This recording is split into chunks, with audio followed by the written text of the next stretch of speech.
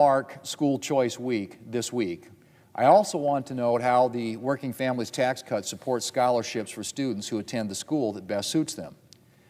I'm a proud product of public schools, the son of two public school educators, and both of our daughters graduated from our local high school. Students can get a great education at their public school, and they're a point of pride for many communities. But I also understand that some parents would like to send their child to a school outside of their district, or to a non-public school, or choose to homeschool. My home state has been a leader in offering open enrollment, which allows students to go to the public school of their choice, even if it's not the school closest to home, or to enroll in another school district altogether. South Dakota gets it.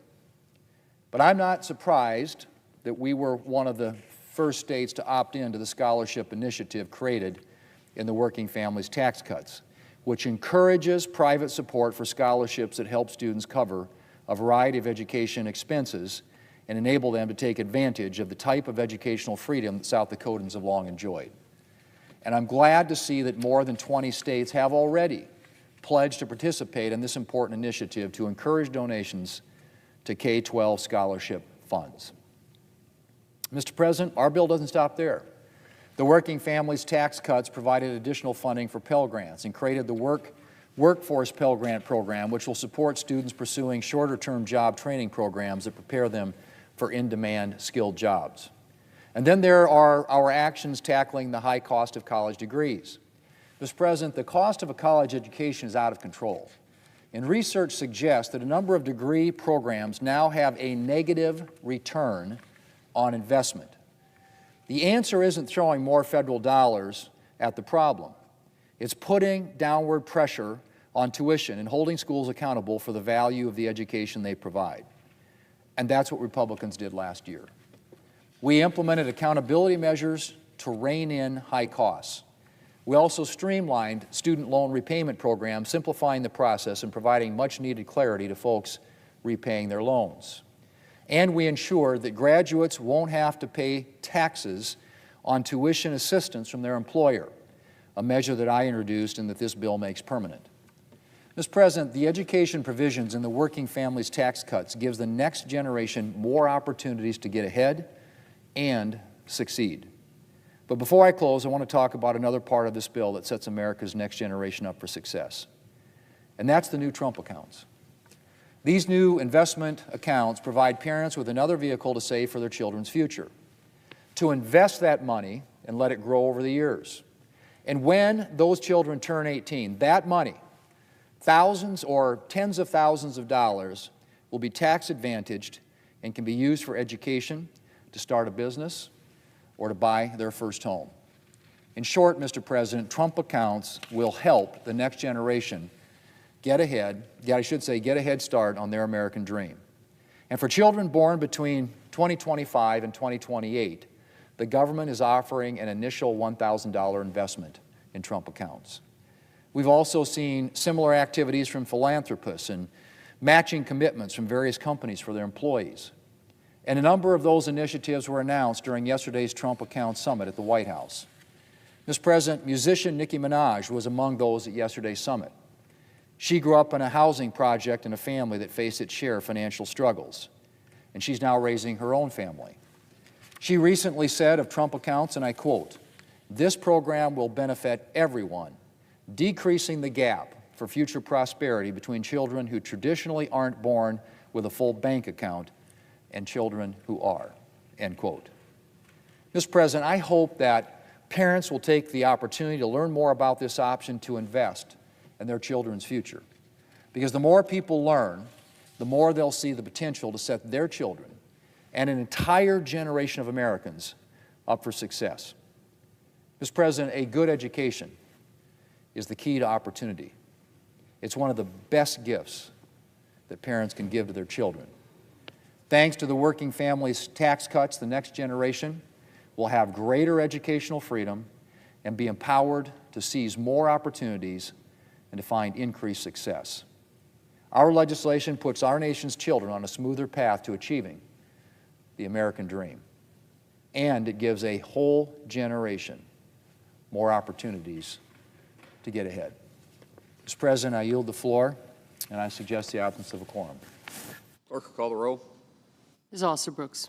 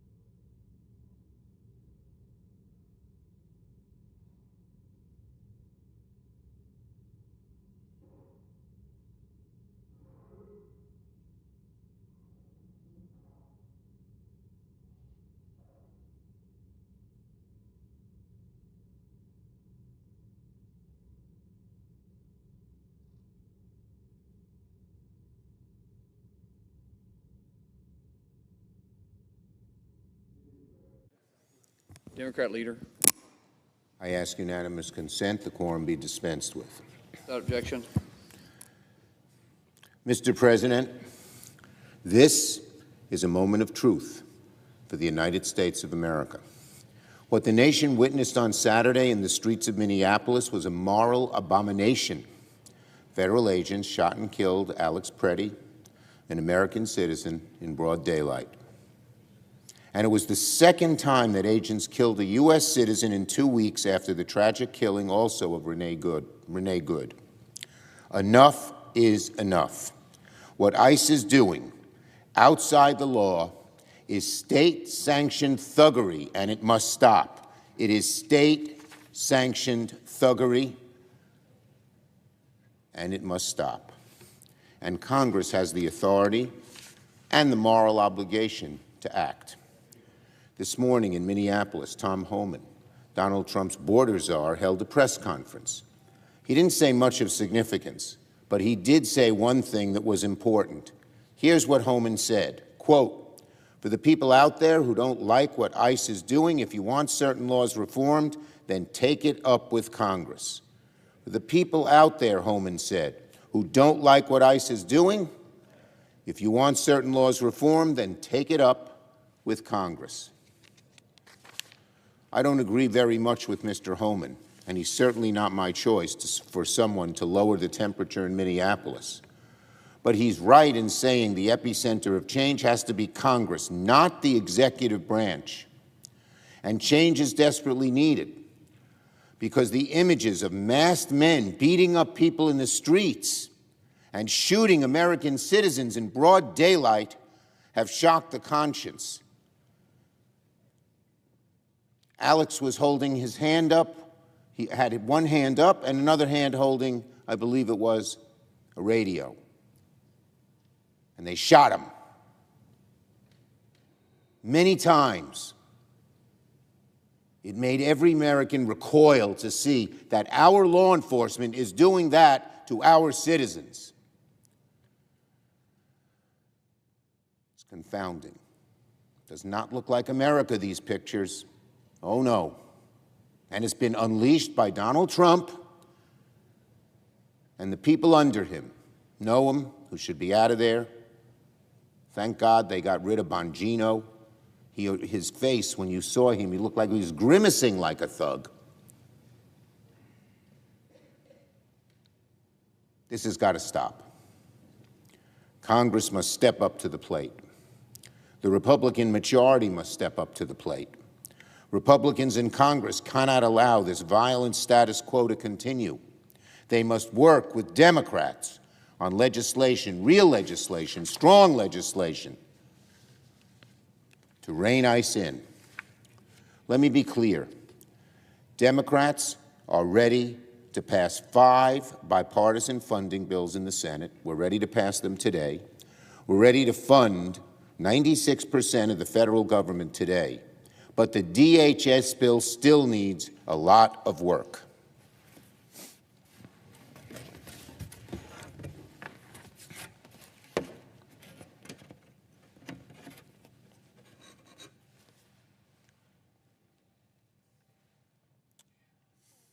So after meeting yesterday as a caucus, Senate Democrats are united on 3 main goals that will rein in ICE and end the violence. Rein in ICE and end the violence. First, end the roving patrols. Second, enforce accountability. Third, masks off, body cameras on. Each officer must have visible ID. Now, no one thinks we're going to solve every single problem in one fell swoop, but the American people are demanding that something gets done, and of course, to pass legislation and enshrine this into law, we need our Republican colleagues to come along with us. So again, first, we need to end ICE's indiscriminate patrols. We need to tighten the rules governing the use of warrants. ICE needs to stop the mass chaotic patrols. They need to work with state law enforcement, local law enforcement, not against them. That means no more ICE agents barging into people's homes without a judicial warrant. When does that ever happen in America? It's a flagrant violation of the Fourth Amendment. It also means stopping the dragnet harassment of American communities. Second, we need accountability. ICE needs to be held to the same basic standards as any law enforcement agency in the country. We need a uniform code of conduct for ICE and all federal agents, just like state and local law enforcement have. If they violate these standards, like in the instances of Renee Good and Alex Preddy, they must be held fully accountable. And we need independent investigations, not ICE investigating itself. ICE, the leadership of which is a bunch of liars. We don't trust them to do the investigation. Most Americans might be shocked to learn that these basic rules do not apply right now to federal agents like ICE. It's the kind of thing most people would just assume is already in place because it's so obvious.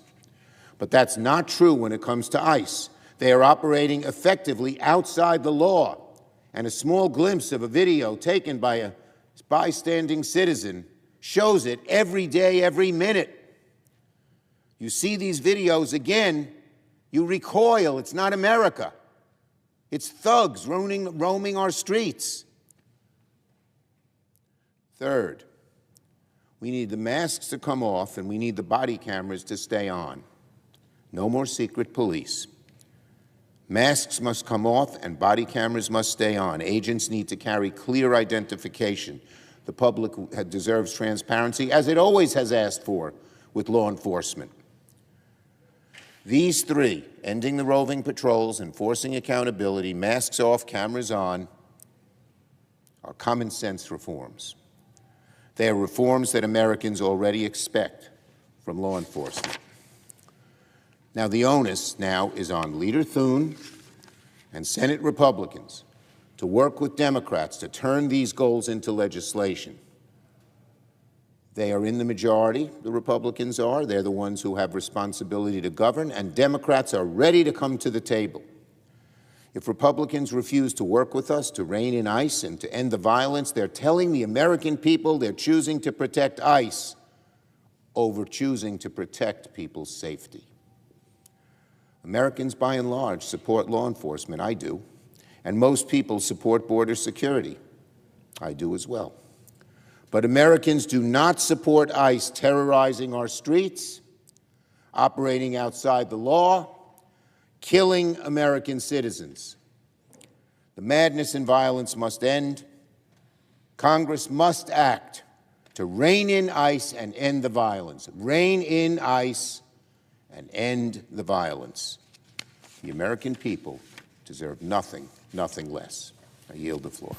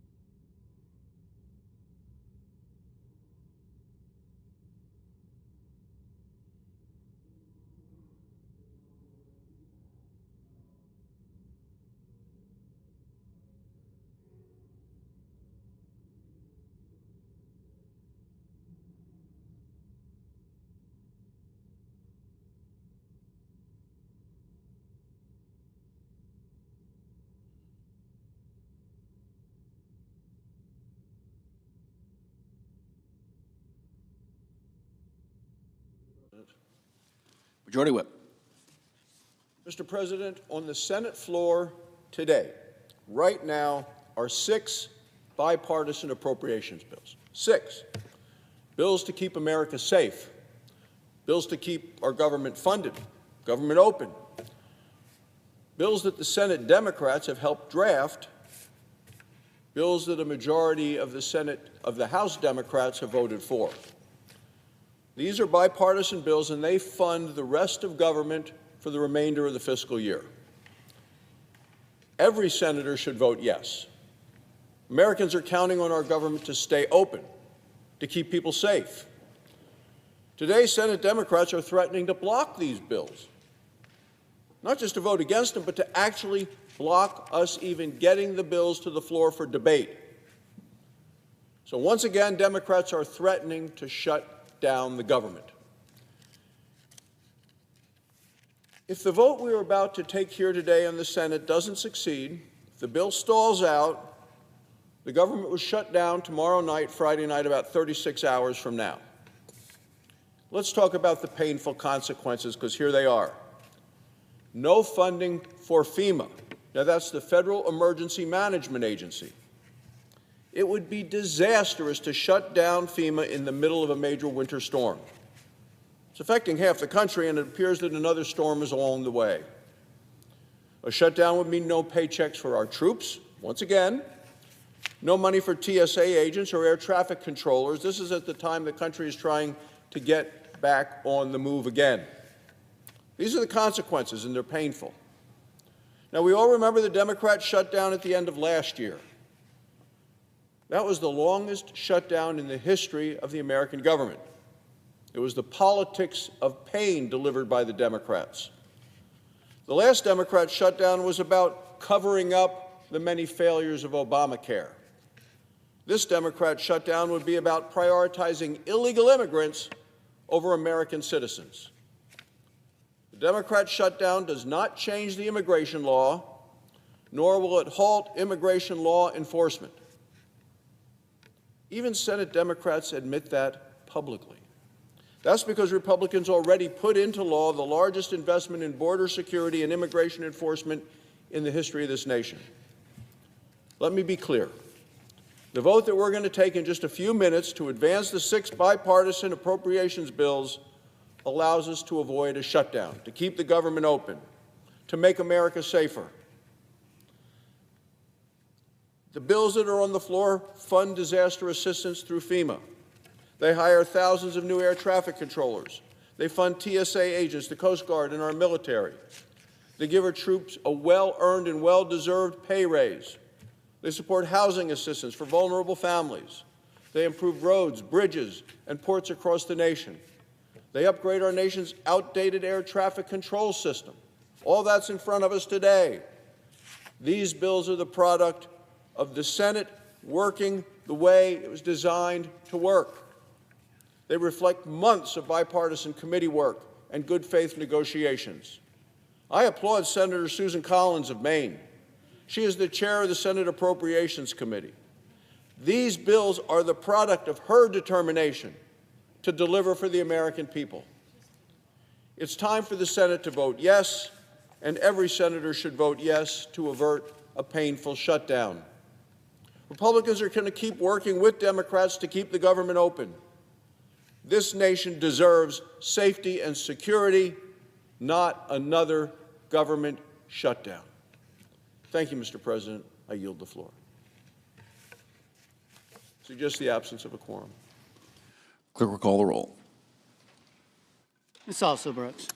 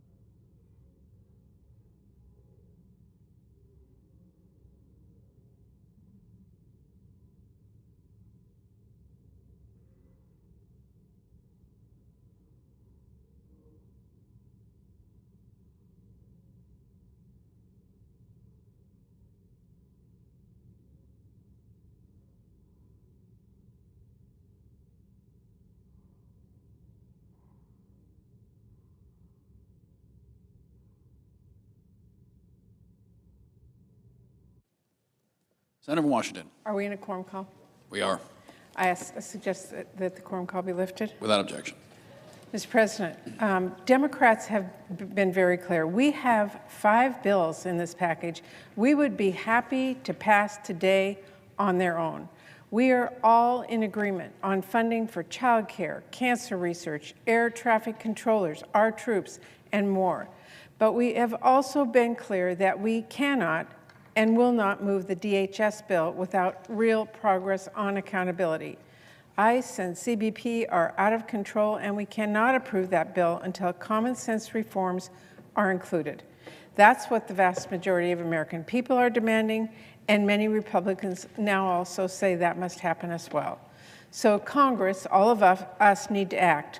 Peaceful protesters and American citizens are being targeted, detained, attacked, and killed. We have to say no to what this president is doing. So while I am very glad to see the White House and Republicans are now talking with Democrats to finalize a plan to pass the 5 bills and split off DHS, until that deal is finalized, I will be a no on this vote. Thank you, Mr. President. I yield the floor. Mr. President. Senator from Maine. Mr. President, I ask unanimous consent to waive the mandatory quorum call in relation to the motion to proceed to calendar number 302, H.R. 7148. Without objection. Mr. President, I ask unanimous consent to be permitted to complete my remarks before the vote begins. Without objection. Thank you, Mr. President. Mr. President, I urge my colleagues to vote to end debate on the motion to proceed to the 6-bill package of appropriations legislation sent to us by the House of Representatives. These are fiscally responsible funding bills that reflect months of hard work and deliberation and contributions from members of both parties and on both sides of the Capitol. I would like to take a few moments to highlight some of the key aspects of these bills. Let's begin with the funding for the Department of Defense. This legislation provides U.S. military services with the funding needed to deter China and Russia, supports our service members and their families, and strengthens the defense industrial base. It addresses major funding gaps across the board, such as in shipbuilding. The bill provides a critical down payment toward an additional DDG-51, the workhorse of the U.S. surface fleet, and invest in additional Columbia and Virginia-class submarines. Mr. President, the bill also provides multi-year procurement authority for critical munitions production, a priority for the President. It funds drone and counter-drone technologies, which, as we've learned in both Ukraine and Israel, are increasingly changing the nature of the battlefield. And it contains security cooperation with close allies and partners whose growing defense capabilities are force multipliers for the United States and contribute to the deterrence of shared adversaries. This is especially true of our NATO allies, who are increasing their own domestic levels of military investment at the push and encouragement of President Trump, and appropriately so. Finally, the defense bill invests in our most precious asset, the men and women of our armed forces. The bill fully funds the 3.8% pay raise for service members and the additional pay raise for our junior enlisted service members, showing our commitment to their readiness, well-being, and mission success. The second bill is the National Security, Department of State, and Related Programs Bill. It used to be known as the State Foreign Operations Bill.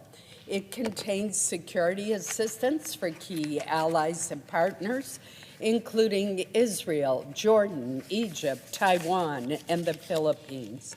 The bill also supports important global health programs.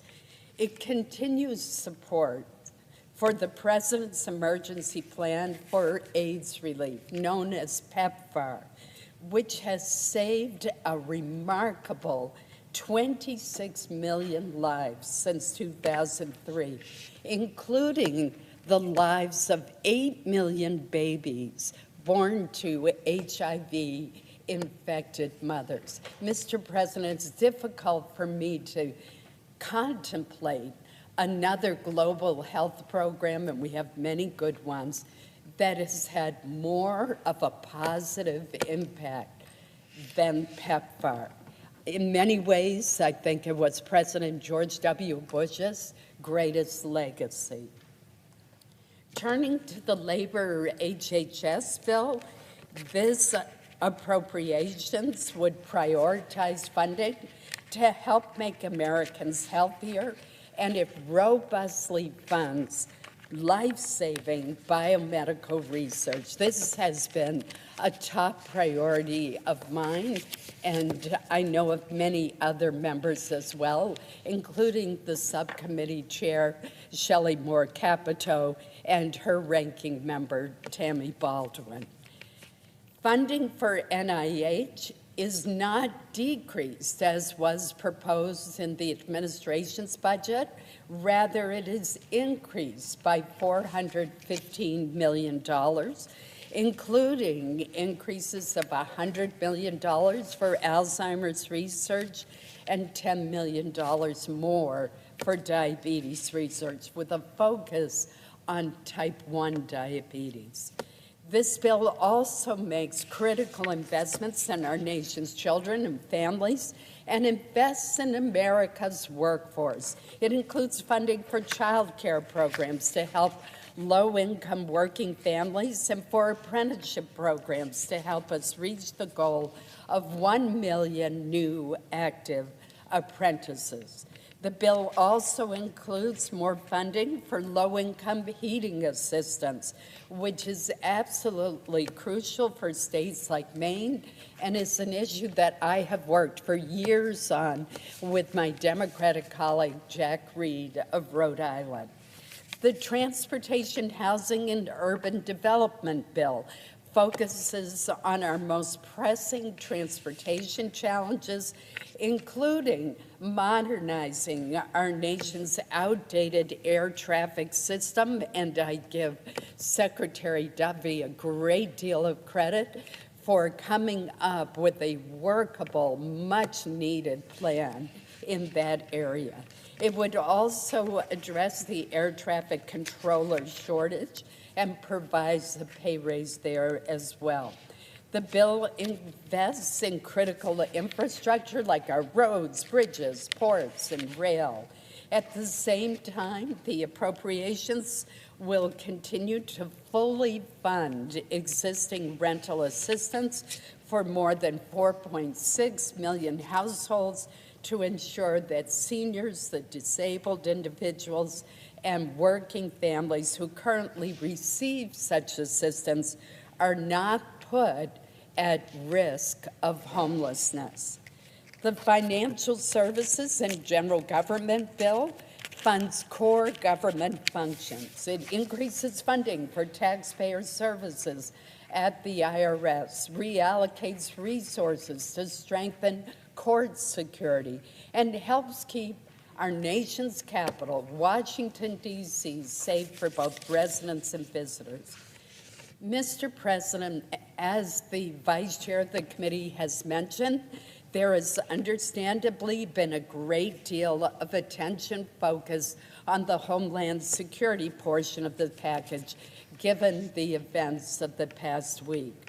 The horrific shooting death of Alex Petrie must be thoroughly and impartially investigated. and President Trump has promised that it will be investigated both impartially and thoroughly. The Homeland Security funding bill includes important provisions that we put in during the negotiations that would make such incidents less likely to occur. For example, it includes $20 million for body-worn cameras, which help to protect both law enforcement officials and those with whom they are interacting. It includes $2 million to ensure that training requirements include how to de-escalate an encounter with protesters. Yet another important provision of the bill empowers the Inspector General to review and investigate detention centers. These are all critical reforms, but it does not mean that we cannot do more. But to do more, Mr. President, we need to get onto the bill so that we can make the critical decisions that are being negotiated by leadership in both the House and the Senate and the White House as to how we proceed.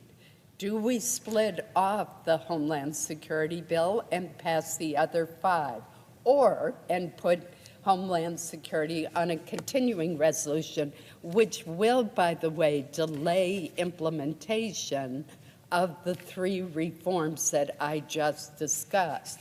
Or do we try to amend that part of the bill with the agreed upon additional precautions and safeguards? Can't do that if we don't get onto the package. It's also worth noting, Mr. President, that more than 80% of the funding in the Homeland Security bill is for non-immigration and border security functions. For example, 35% of the funding in the Homeland Security bill is for FEMA. And think about what FEMA is doing on the ground right now due to this horrific storm that we have experienced. It includes $35 billion for FEMA to help state and local governments prepared to respond to disasters, including funding for programs that help local law enforcement and our firefighters that are so important. It includes funding for the Nonprofit Security Grant Program that helps organizations like synagogues, churches, temples, and mosques protect themselves from terrorism. Mr. President, another important component of this bill supports our Coast Guard. Think of our Coast Guard personnel out in this terrible weather, being available to rescue our fishermen, our lobstermen, or others who are in trouble. The Coast Guard provides critical safety, security, and stewardship functions from Maine to the Caribbean to the Arctic and myriad places in between. The bill provides funding to secure our borders and to stop the flow of illegal drugs, money, weapons, and people being trafficked into our country by cartels and transnational criminal organizations. It includes funding for TSA to help keep Americans safe while they travel, as well as funding for a 3.8% pay raise for air traffic controllers to help address the serious workforce shortage that also can affect air safety. Mr. President, my hope is that we can come up with an agreement that allows us to proceed to this bill and to provide some additional safeguards. And those negotiations are underway right now. But if we don't get on to this package, We cannot change this package. And I think that our colleagues on the other side of the aisle need to recognize and acknowledge that. So I want to end by noting the tremendous work of the full committee staff, my staff, and Senator Murray's staff. I particularly want to acknowledge the hard work of Betsy McDonald, who has worked night and day as the staff director. I want to thank our subcommittee chairs and ranking members and their staff who have worked so diligently and are so dedicated. I know the conversations are continuing even as we speak between the administration and Congress on how to complete action on the Homeland Security portion of this package. This morning's vote is about taking the first step, not the final step, to consider the package on the Senate floor. So I urge my colleagues to support cloture on the motion to proceed to this vital appropriations package. Thank you, Mr. President. The clerk will report the motion to invoke cloture. Cloture motion. We, the undersigned senators, in accordance with the provisions of Rule 22 of the Standing Rules of the Senate, do hereby move to bring to a close debate on the motion to proceed to calendar number 302, H.R. 7148, an act making further consolidated appropriations for the fiscal year ending September 30th, 2026, and for other purposes, signed by 17 senators.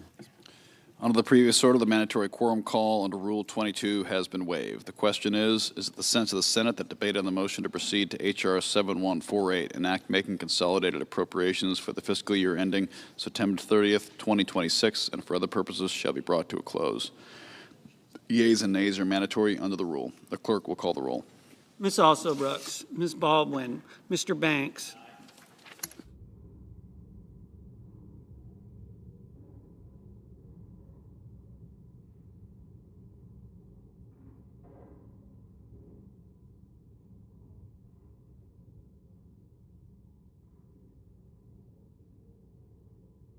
Mr. Barrasso,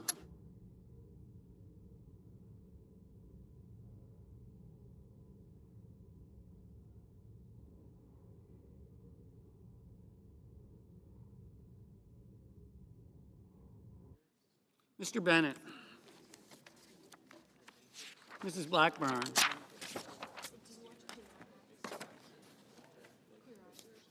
Mr. Blumenthal,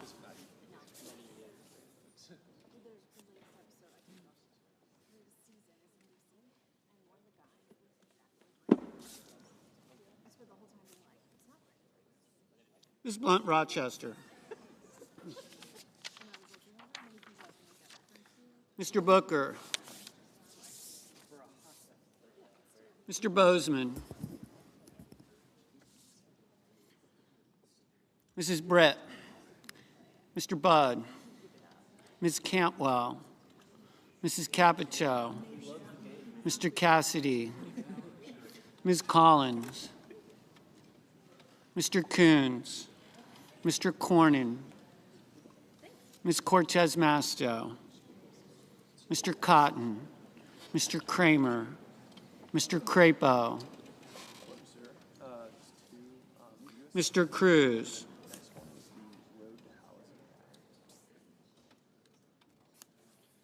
Mr. Curtis, Mr. Daines, Ms. Duckworth, Mr. Durbin, Ms. Ernst, Mr. Fetterman, Mrs. Fisher,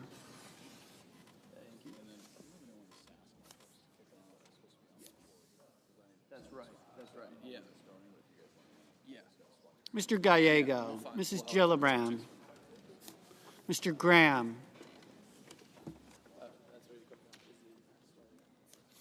Mr. Grassley, Mr. Haggerty, Ms. Hassan, Mr. Hawley, Mr. Heinrich, Mr. Hickenlooper, Ms. Hirono, Mr. Hoven, Mr. Husted, Mrs. Hyde-Smith, Mr. Johnson, Mr. Justice, Mr. Kane, Mr. Kelly,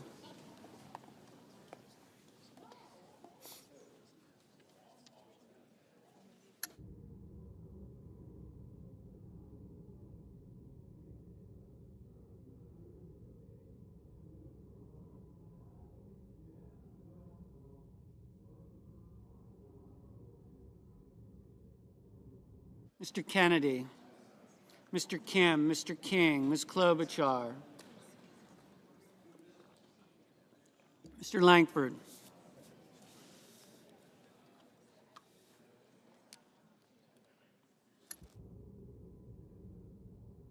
Mr. Lee, Mr. Lujan, Ms. Lummis, Mr. Markey, Mr. Marshall, Mr. McConnell, Mr. McCormick, Mr. Merkley, Mrs. Moody, Mr. Moran, Mr. Moreno, Mr. Mullen,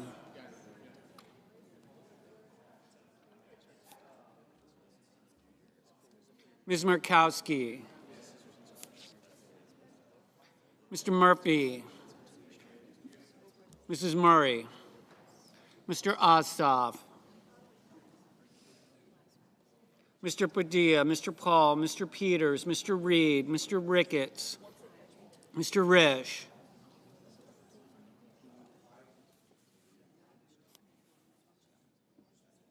Ms. Rosen, Mr. Rounds, Mr. Sanders, Mr. Schatz, Mr. Schiff, Mr. Schmidt, Mr. Schumer, Mr. Scott of Florida, Mr. Scott of South Carolina, Mrs. Shaheen, Mr. Sheehy, Ms. Slotkin, Ms. Smith, Mr. Sullivan, Mr. Thune, Mr. Tillis, Mr. Tuberville, Mr. Van Hollen, Mr. Warner, Mr. Warnock, Ms. Warren, Mr. Welch, Mr. Whitehouse, Mr. Wicker, Mr. Wyden, Mr. Young.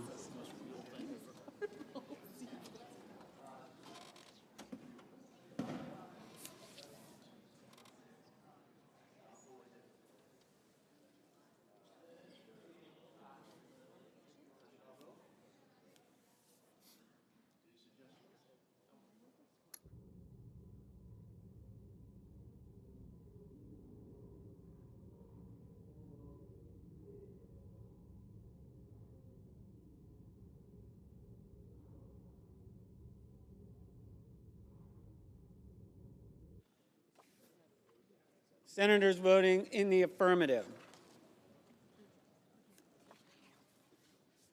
Banks, Capito, Cassidy, Collins, Cornyn, Daines, Grassley, Hyde-Smith, Mullen, Rounds, Sheehy, Wicker. Senators voting in the negative: Cantwell, Gillibrand, Hassan, Hickenlooper, Murray, Padilla, Peters, Reed, Schatz, Smith.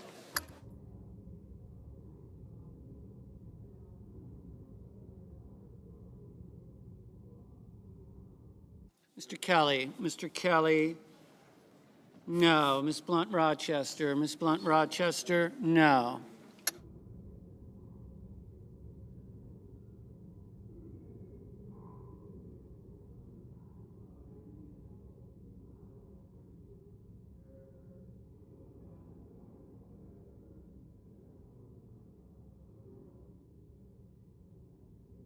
Mr. Thune, aye.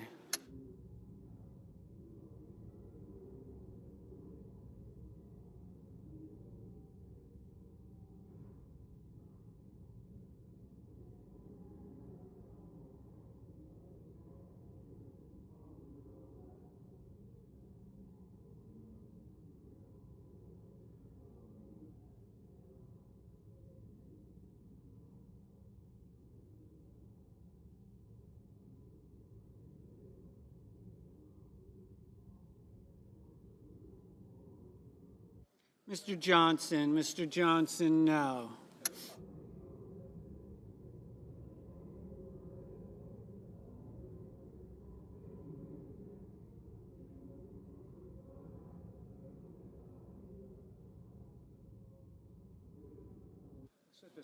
Mr. Durbin, Mr. Durbin, no. Mr. Schiff, no.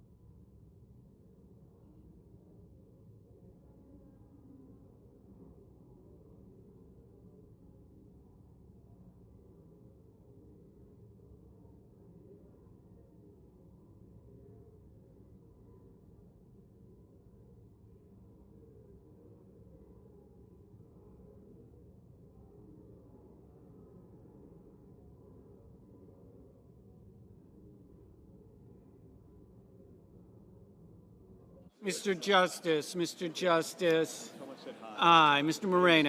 Moreno, aye.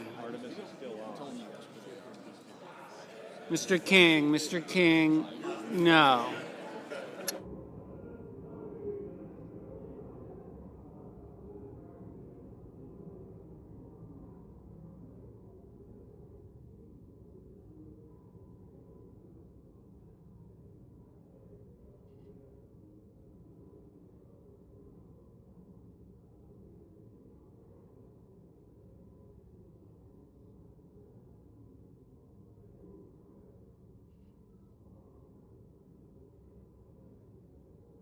Mr. Schmidt, aye.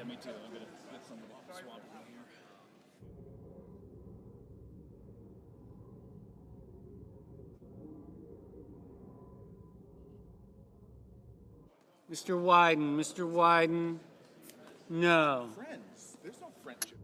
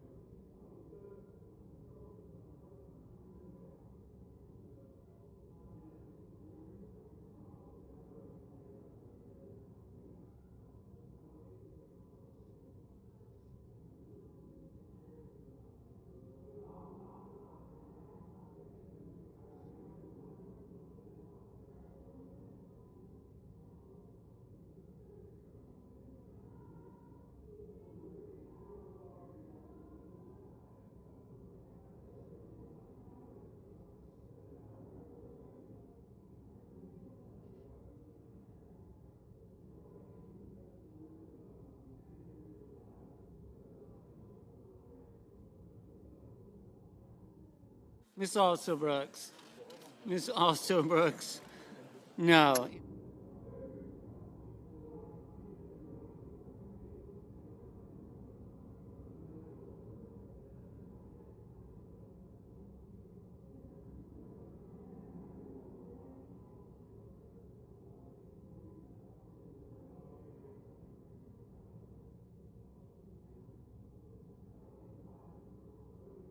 Ms. Baldwin, Ms. Baldwin, no. Mrs. Shaheen, Mrs. Shaheen, no. Mr. Merkley, Mr. Merkley, no.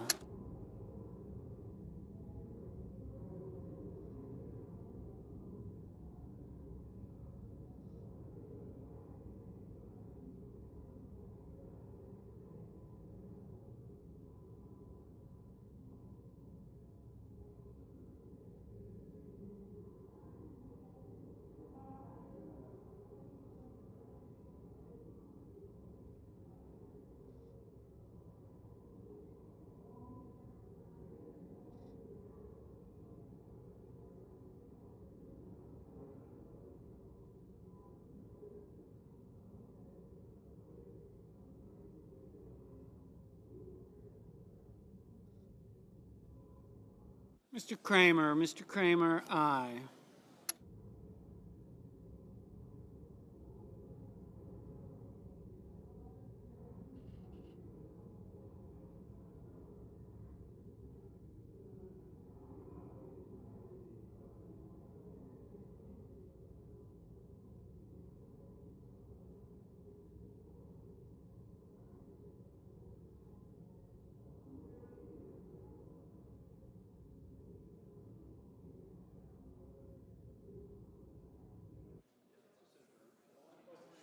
Ms. Ernst, aye.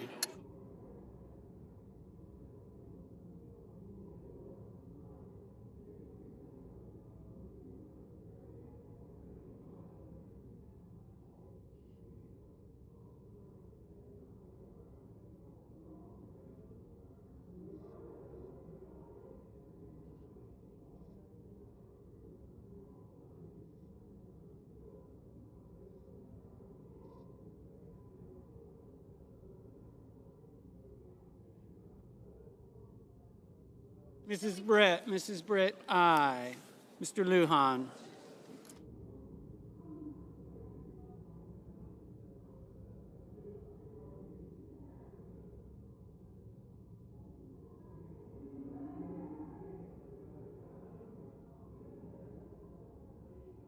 Mr. Lujan, no.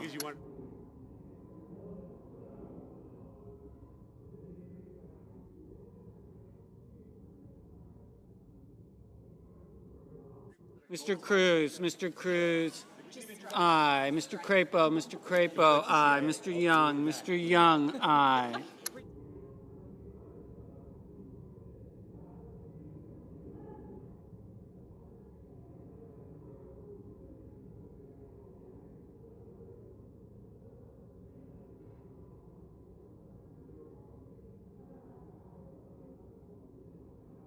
Mr. Curtis, aye. Mr. Tillis, aye.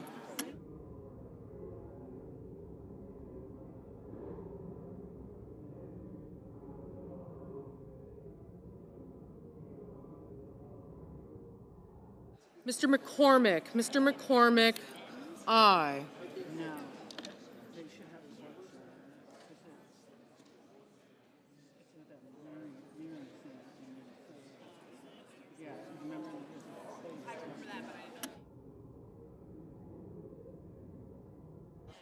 Mr. Tuberville, no. Mr. Fetterman, no.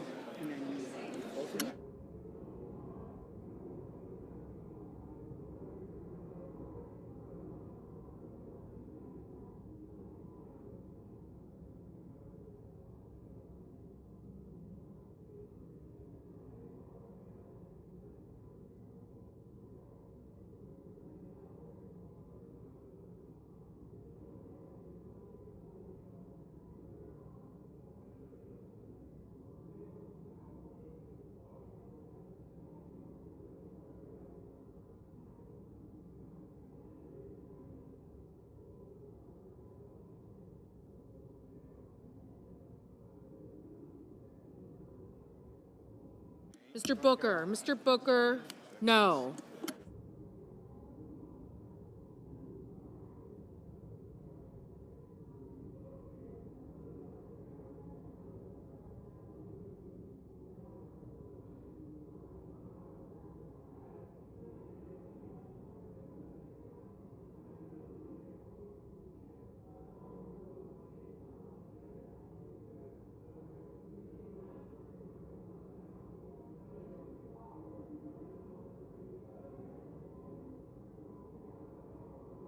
Mr. Warner, no.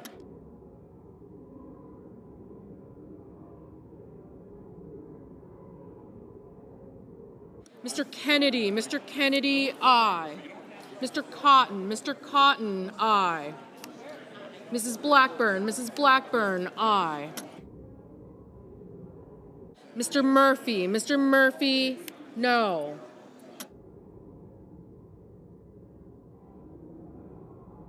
Mr. Lee, no. Mr. Sullivan, aye.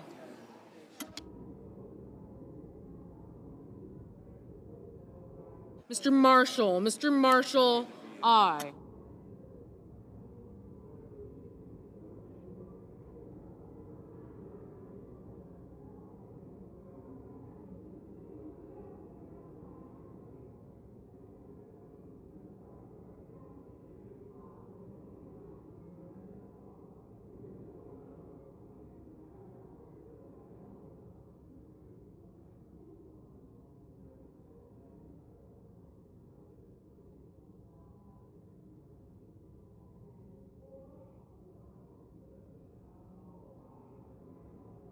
Mr. Paul, no. Mr. Budd, no. Mr. Bozeman, aye.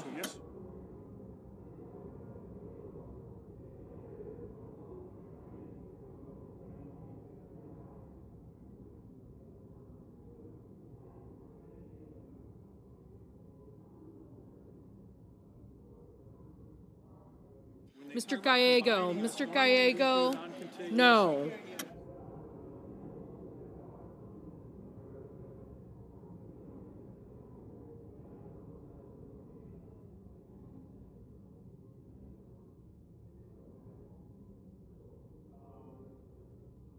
Ms. Hirono, no.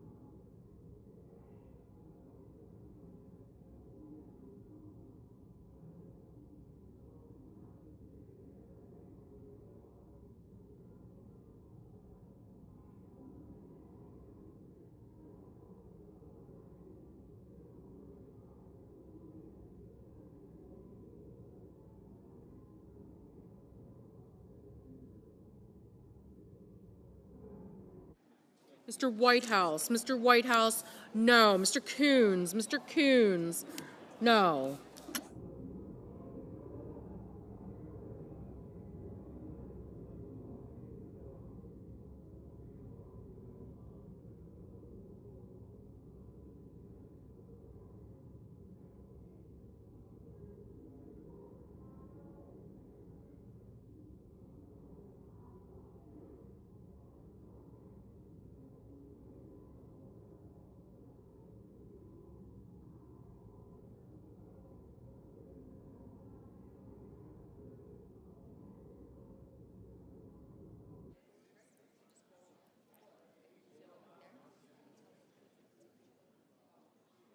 Mr. Sanders, no.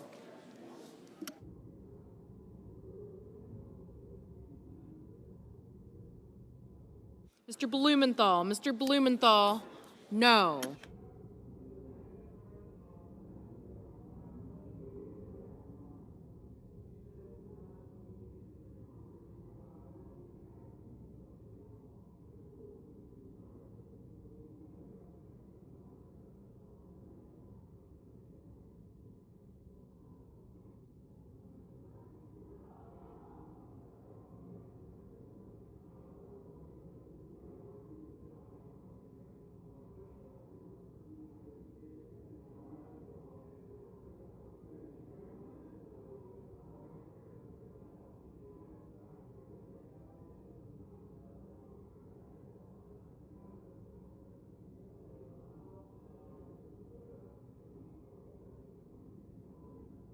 Mr. Welch. Mr. Welch, no.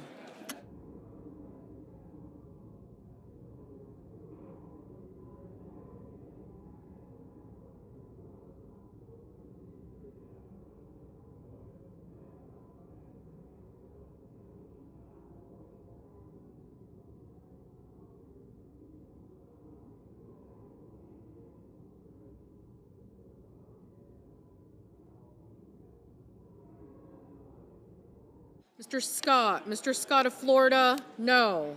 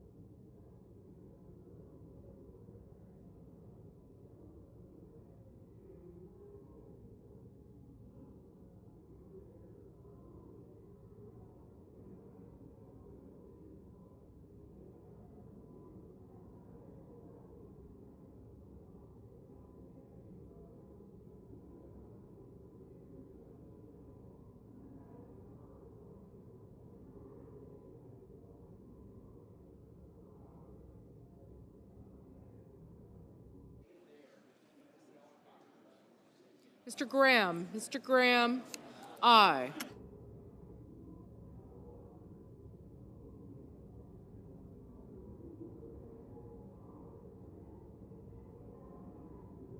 Mr. Bennett. Mr. Bennett, no. Mr. Kim. Mr. Kim, no.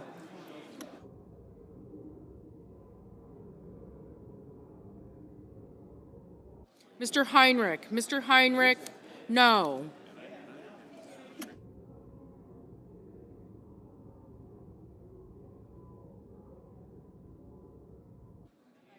Ms. Murkowski. Ms. Murkowski, aye.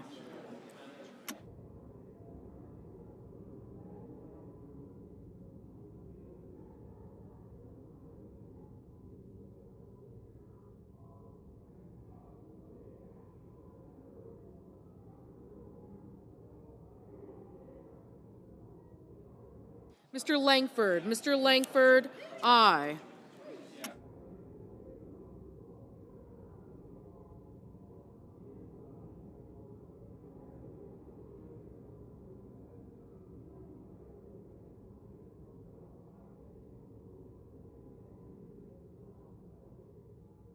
Mrs. Moody. Mrs. Moody, no.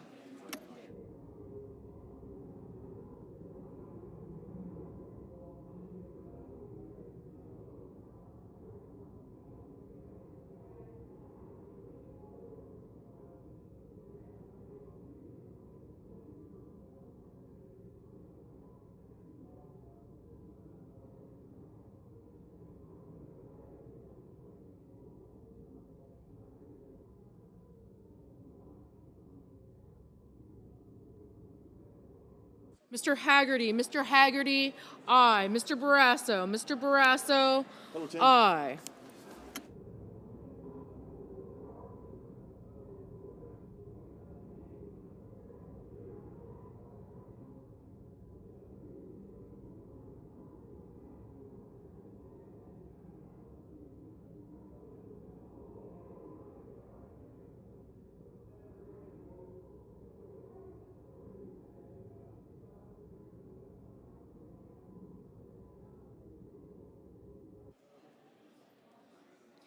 Mr. Scott. Mr. Scott of South Carolina, aye.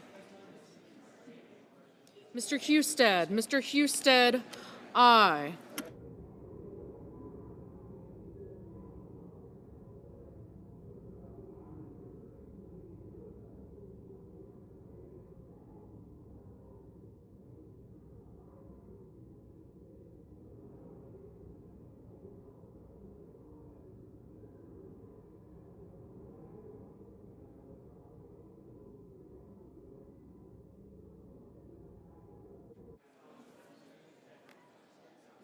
Mr. Markey, no.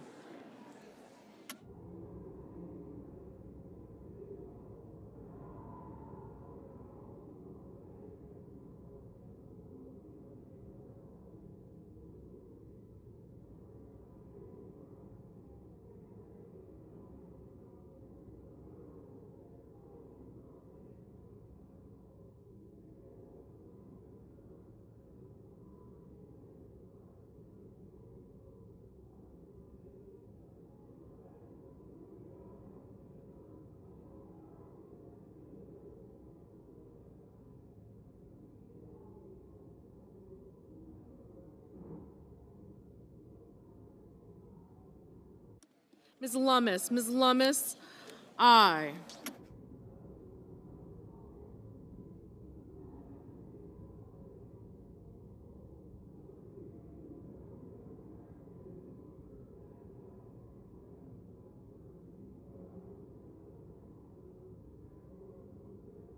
Ms. Slotkin, no. Mr. Ricketts, aye.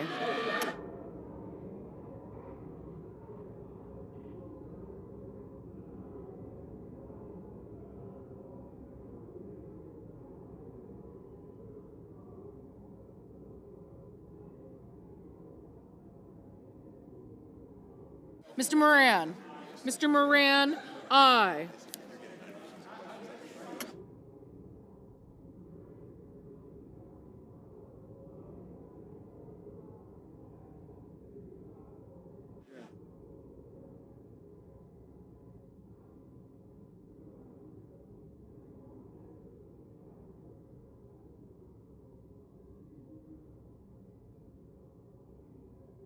Ms. Cortez Masto, no. Ms. Klobuchar, no. Mr. Kane, no.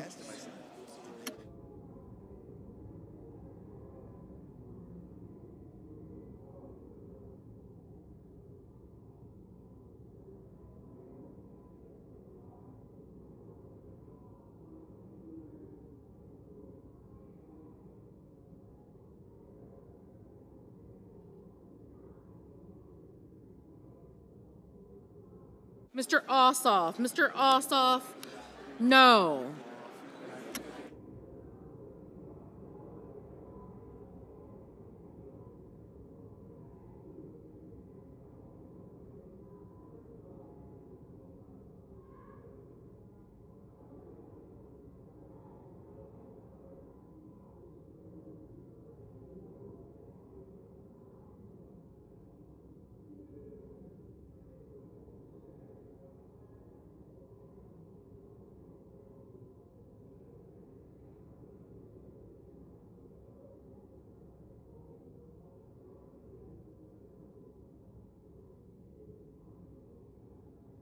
Mr. Hawley, aye.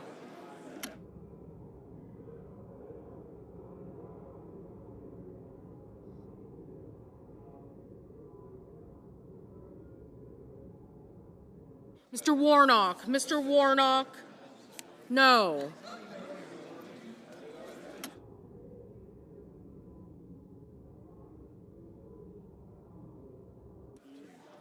Ms. Warren, no.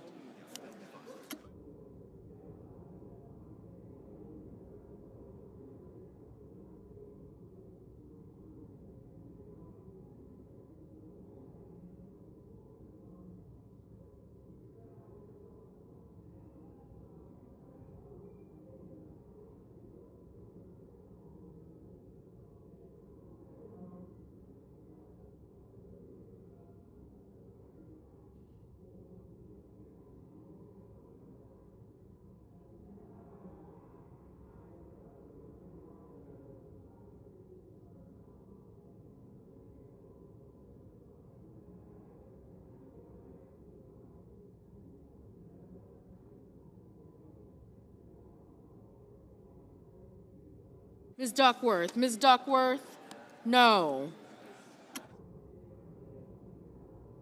Mr. Van Hollen, no.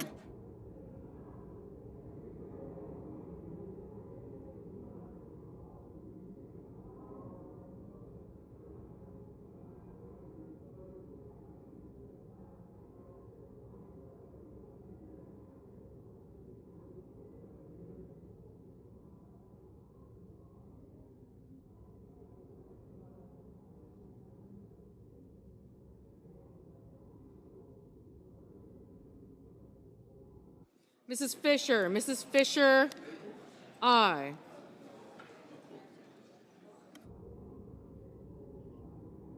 Ms. Rosen, no.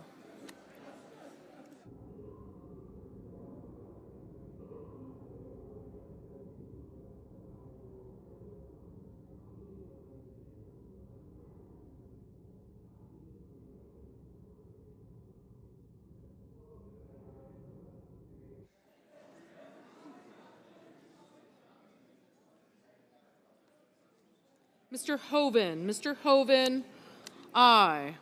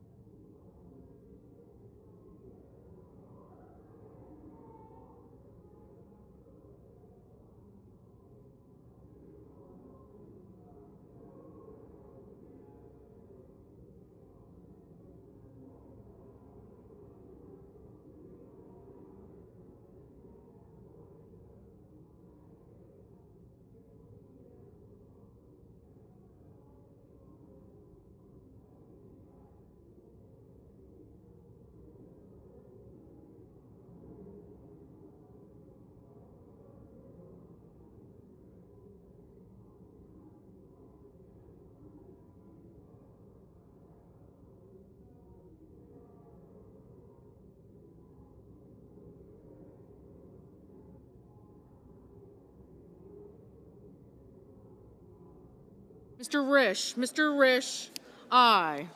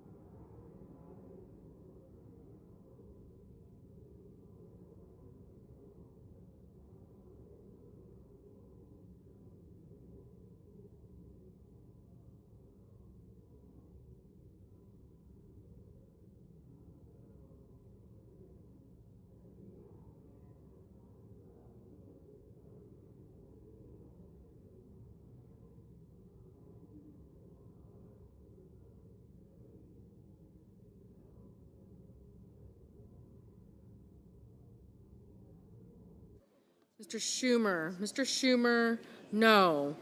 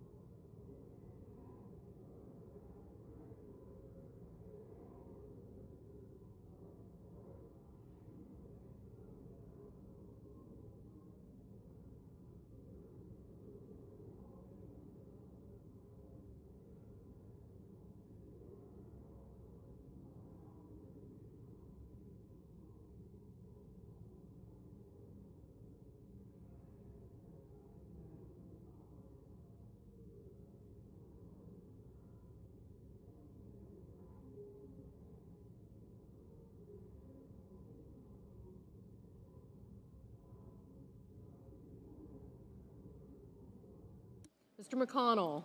Mr. McConnell, aye.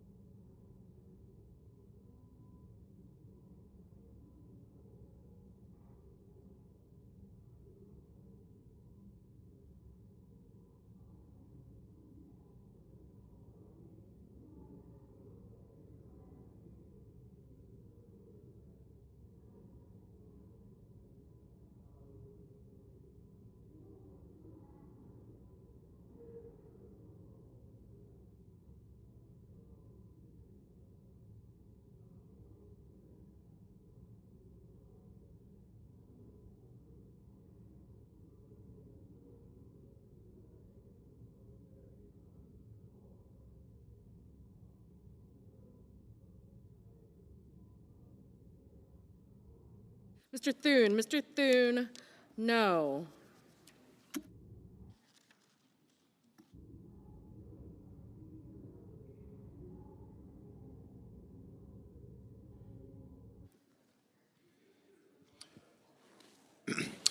On this vote, the yeas are 45, the nays are 55. 3/5 of the Senate duly chosen and sworn, not having voted in the affirmative. The motion is not agreed to. Mr. President. Majority Leader is Mr. recognized. President, I enter a motion to reconsider. The motion is entered.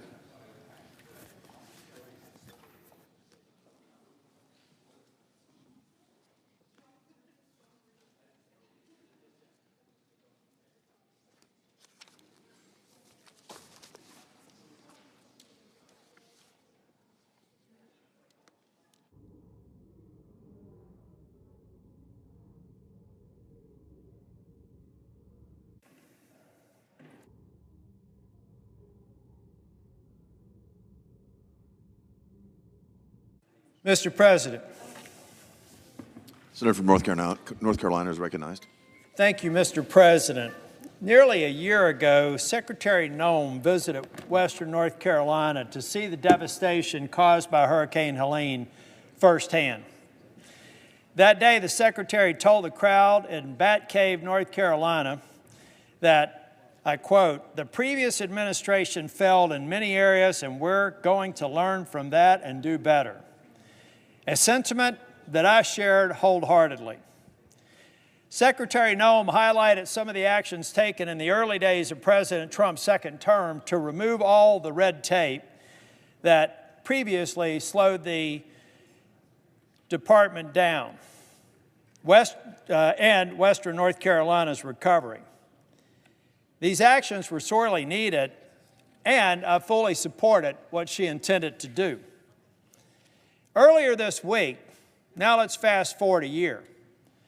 Earlier this week, the New York Times reported that approximately $17 billion, with a B, in federal disaster funds for states has been delayed over the past year. The article states the delays stem from a directive issued by Ms. Looms in June that said any expenditure over $100,000 or more must be approved by her office, which oversees the disaster agency, to root out waste, fraud, and abuse. The bottleneck includes money that already had been approved by regional FEMA offices for things like debris removal and repairs to roads, bridges, water, and sewer systems. This is being delayed, folks. This new reporting sadly confirms what the people of western North Carolina have known for the past year.